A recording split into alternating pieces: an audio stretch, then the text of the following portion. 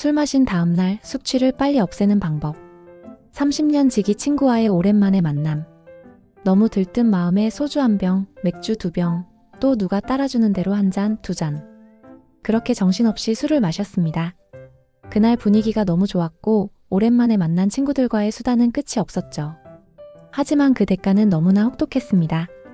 다음날 아침 눈을 떴는데 마치 머리를 망치로 맞은 듯 깨질 것 같고 속은 울렁거리며 토할 것 같고 입에서는 이상한 냄새가 올라옵니다. 심지어 손끝은 떨리고 식은땀이 흐르며 아무것도 먹고 싶지 않죠. 겨우겨우 거실로 기어나오지만 몸이 말을 듣지 않습니다. 그런데 회사에 출근은 해야 하고 오후에는 중요한 약속도 있습니다.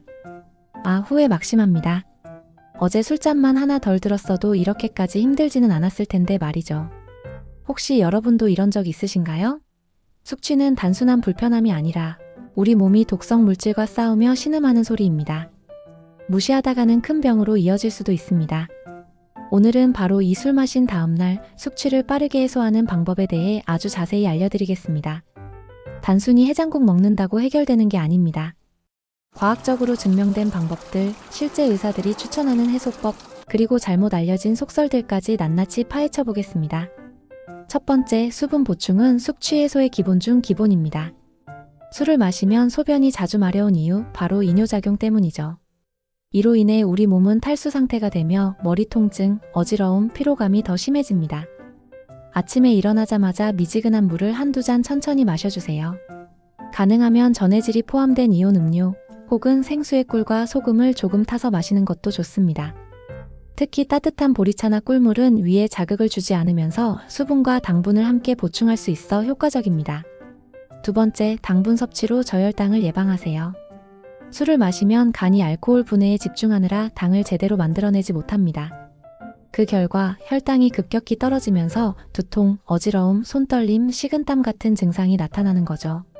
아침에 바나나 하나, 사과 반 개, 또는 포도주스 한 잔만 드셔도 증상이 완화됩니다. 너무 단 음료나 초콜릿은 위를 자극할 수 있으니 주의하세요. 세 번째, 해장 음식은 과학적으로 접근해야 합니다. 해장국의 전통은 괜히 생긴 게 아닙니다. 하지만 아무 해장국이나 효과가 있는 건 아닙니다. 콩나물국에는 알코올 분해에 도움을 주는 아스파라긴산이 풍부하고 북엇국에는 간 해독을 도와주는 메티오닌이 들어있습니다. 미역국 역시 숙취 해소에 좋지만 고기 국물보다는 다시마나 멸치 육수가 더 부담이 적습니다.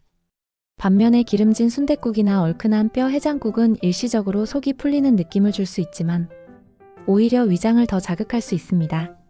네 번째, 가벼운 운동이 해독을 돕습니다. 술 마신 다음날 몸이 무겁다고 종일 침대에 누워있는 분들 많으시죠? 하지만 적당한 움직임은 오히려 숙취 해소에 좋습니다. 가벼운 산책, 실내 스트레칭, 간단한 요가 동작만으로도 혈액순환이 촉진되고 땀을 통해 일부 독소가 배출되기도 합니다.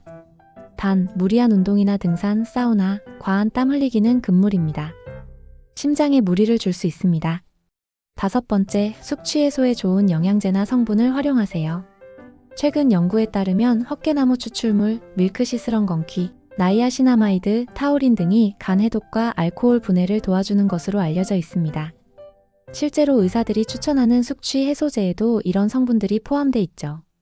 하지만 간 질환이나 약 복용 중인 분들은 복용 전에 반드시 전문가와 상담하셔야 합니다.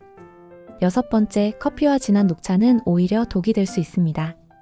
많은 분들이 숙취에는 아이스 아메리카노 한 잔이지 하시는데요. 카페인은 이뇨작용이 있어서 탈수를 더 악화시키고 위장을 자극해 구토나 복통을 유발할 수 있습니다. 대신 따뜻한 생강차, 유자차, 대추차처럼 위를 부드럽게 감싸주고 몸을 따뜻하게 해주는 차를 권합니다. 생강은 특히 구토 억제에도 도움이 됩니다. 일곱 번째, 잠을 충분히 자는 것이 회복의 핵심입니다. 술을 마시면 수면의 질이 크게 떨어집니다. 깊은 잠을 자지 못하고 자꾸 깨게 되며 숙면이 안 되는 겁니다. 이럴 때는 낮에 20분, 30분 정도 낮잠을 자는 것도 회복에 좋습니다. 오후 늦게 자면 오히려 밤잠을 방해할 수 있으니 주의하세요. 여덟 번째, 숙취에도 전조 증상이 있다는 걸 명심하세요. 매번 술 마신 다음날 멀미가 심하게 느껴지거나 냄새에 예민해지고 손발이 저리거나 계속해서 미열이 있다면 단순한 숙취가 아닐 수 있습니다. 특히 간 기능이 떨어지면 이러한 증상이 더 심하게 나타납니다. 반복된다면 꼭 병원을 찾아 검사를 받아보셔야 합니다. 또 한 가지. 간혹 숙취를 없애겠다고 해장술을 찾는 분들 계시죠? 절대 피해야 할 습관입니다. 일시적으로 증상이 가라앉는 것처럼 느껴질 수 있지만 이는 일종의 마취 효과일 뿐입니다. 간은 또다시 알코올을 분해해야 하고 회복은 더뎌집니다.